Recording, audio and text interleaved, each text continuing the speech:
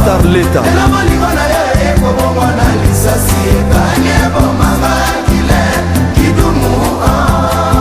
Tchétché Tchernobyl Kasamoto, Didi Kinwani, Jano Kabuya, Martini Rocco. La Grande Loge nationale française a mis au point une stratégie originale pour se développer. Elle crée des nouvelles loges partout à l'étranger, et notamment dans les pays africains. Nous sommes très fiers de ce qui est fait en Afrique.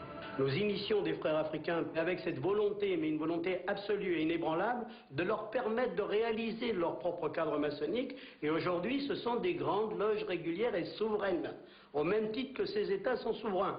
Vous avez des grandes loges dans toute l'Afrique centrale et toute l'Afrique francophone.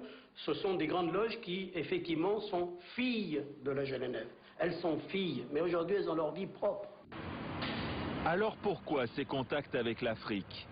Ces relations ont-elles seulement pour objectif une fraternisation internationale sur fond de spiritualité et de philosophie?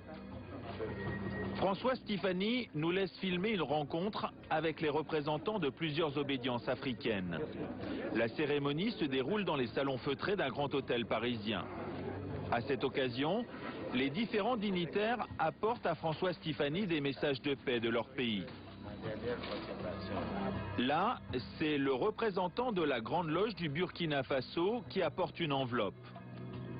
Mes assistants, François Stéphanie nous expliquera plus tard qu'il s'agit d'une invitation pour une cérémonie religieuse. Le grand maître glisse l'enveloppe dans la poche de son tablier. Le défilé continue. Le frère qui se présente maintenant n'est pas n'importe qui. Nous recevons le très respectable frère Jean-Dominique Okemba, représentant du grand maître de la Grande Loge du Congo. Jean-Dominique Okemba est le bras droit du président du Congo-Brazzaville, Denis Sassou Nguesso. Il apporte un message de son président qui est aussi le grand maître de la Grande Loge du Congo. François Stéphanie est content d'insister sur l'amitié qui le lie à l'Afrique. C'est une missive, donc on voit le très respectable grand maître Denis Sassou Nguesso, qui est par ailleurs donc président de la République du Congo-Brazzaville, et qui vous donne la nature des préoccupations que l'on partage avec nos frères africains, dont vous avez pu voir que la chaleur n'est pas feinte et que nos relations n'ont rien d'ambigu. Et comme les petits cadeaux entretiennent l'amitié, le président du Congo n'a pas dérogé à la règle. C'est la plus belle tradition. Ce modeste cadeau, n'est-ce pas, que nous amenons pour marquer notre... C'est très gentil, c'est très très gentil. Il y a quelques années, la Grande Loge nationale française a carrément loué le palais des festivals à Cannes pour une montée des marches inédite. En guest star, des présidents africains francs-maçons.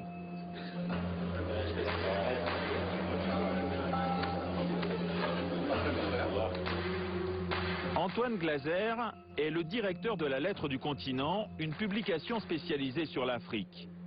Nous lui avons montré ces images. Ah bah tiens, c'est le président Omar Bongo du Gabon. Un grand maître de la Grande Loge du Gabon.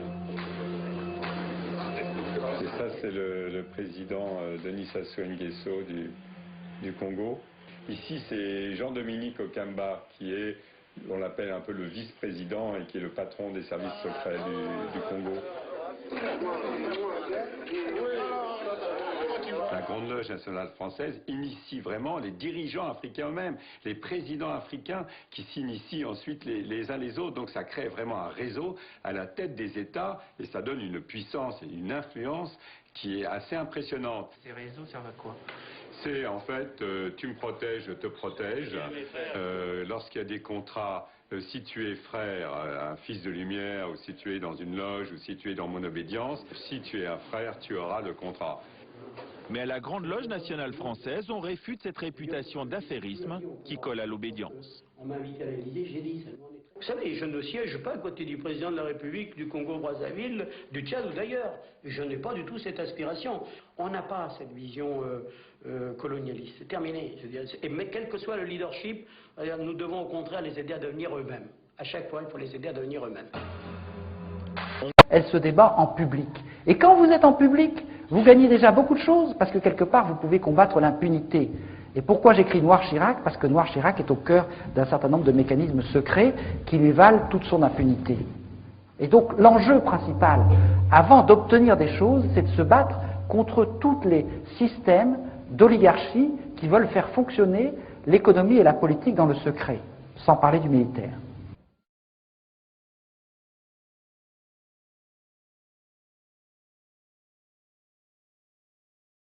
Il ne faut pas les nommer, donc je ne les nommerai pas. Mais je vais les nommer, je vais vous le dire, puisque j'en mets un chapitre complet dans Noir Chirac, il y a toute une partie qui traite de ça nommément avec tous les gens. Bon. Donc si vous voulez, je n'ai pas peur de donner les noms. La Grande Loge nationale française, qui est la franc-maçonnerie la plus à droite, essentiellement, mais beaucoup plus. Aujourd'hui, tous les chefs d'État africains, france-africains, appartiennent à la GLNF. Tous. Tous les dictateurs. Certains furent sensibles au Grand Orient, Oui. avec Christian Mouchy, Tout à fait. du développement. Mais ils sont tous passés à la GLNF. Et de même que les principaux responsables des services secrets, de même que les généraux qui commandent les anciennes troupes coloniales, de même que le lobby une grande partie des gens qui dirigent le lobby pétrolier, et les trois chefs d'État qui m'ont fait un procès, Omar Bongo, Sassou Nguesso, Idriss Déby, Arkady Guédamac, dont j'ai parlé tout à l'heure, qui me fait un procès, qui est un haut dignitaire de la GLNF, tout l'état-major de TF1, une grande partie de la presse régionale, etc., etc., font partie de ces réseaux d'initiés dont j'explique dans Noir Chirac qu'ils ont été constitués dans le cadre de la guerre froide. C'est-à-dire que quand il a fallu mettre en place des moyens de combattre le risque soviétique, il y a eu un service secret dans le service secret de la CIA qui s'est créé et qui a décidé de créer une sorte de chevalerie.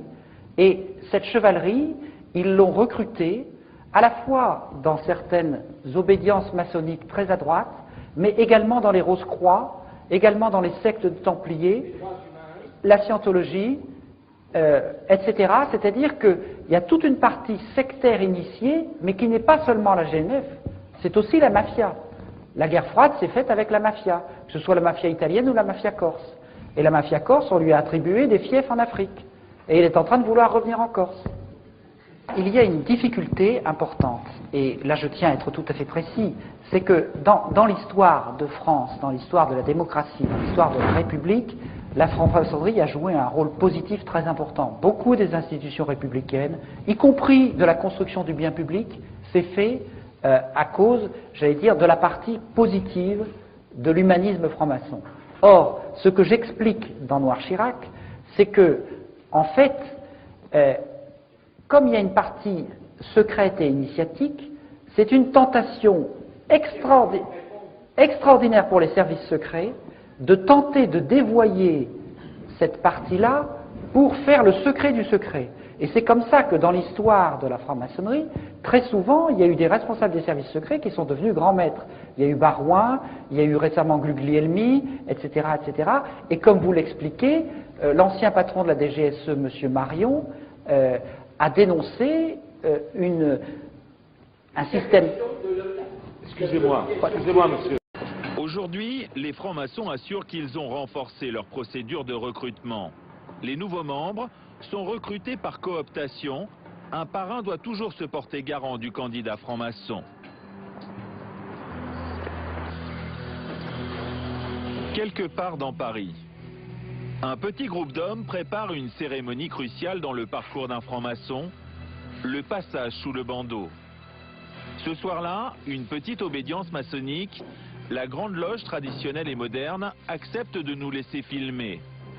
Après cette épreuve, le candidat sera accepté dans la loge. C'est le vénérable qui accueille le candidat. Monsieur, ce bandeau que vous portez sur les yeux n'est pas fait pour vous mettre dans une situation inférieure, mais pour vous aider dans votre concentration.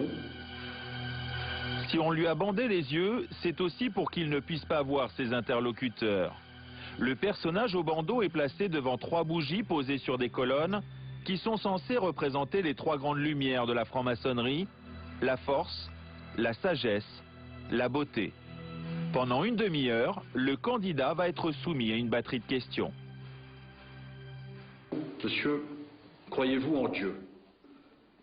Oui, je crois en Dieu. Quand avez-vous pleuré pour la dernière fois? au décès de mon père. Dans les confrontations d'idées, êtes-vous tolérant?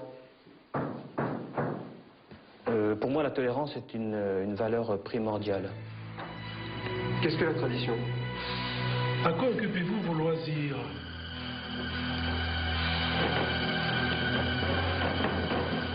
On ne fait pas subir, si je puis dire, cette épreuve à un candidat si on sait qu'on ne va pas vraiment l'accepter. Ce serait injuste, cruel, ce serait tout à fait inadmissible.